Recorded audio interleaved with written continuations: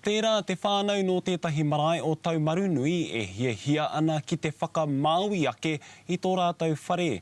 Ātū pono ka hōrapa te mate omikona ki te motu. Koenei hoki tētahi o ngā wāhi noho tahara taratahi I te wā o te putanga o te mate rewharewa I te tau te kau mā waru. Kei te tonga o tau marunui I waenga I a kākahi me o whango te whare, te marae hoki o matua kore. Kei Regan Paranihi te roa ngātu.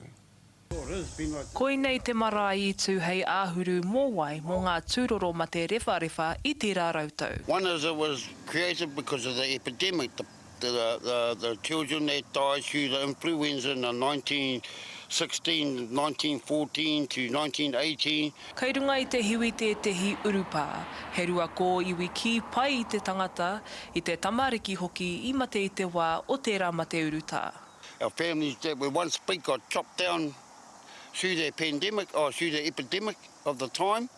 Our families now have a great opportunity to voice themselves during this pandemic. Ahakoa te tawhiti o tau marunui ki ngā whaitua nui, tūwhiti ana te hopo a ngā ratonga Māori me ngā iwi o tēnei hapori kia kaupare I te urutā. It's been a bit of trial and error of what works.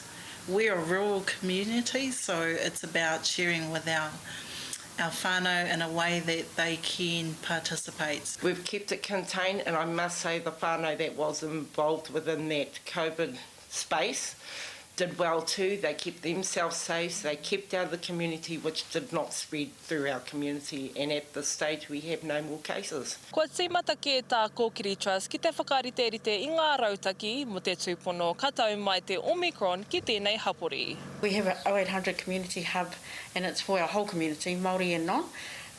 Any questions about COVID, anything, any whānau wanting any information or any needs, they can contact our numbers. Ko tā Clarence anō he nui ngā akoranga I puta I tērā wā, hei ārahi I ngā mahi me whai e tōna whānau, e tōna marae, me ōna hapu.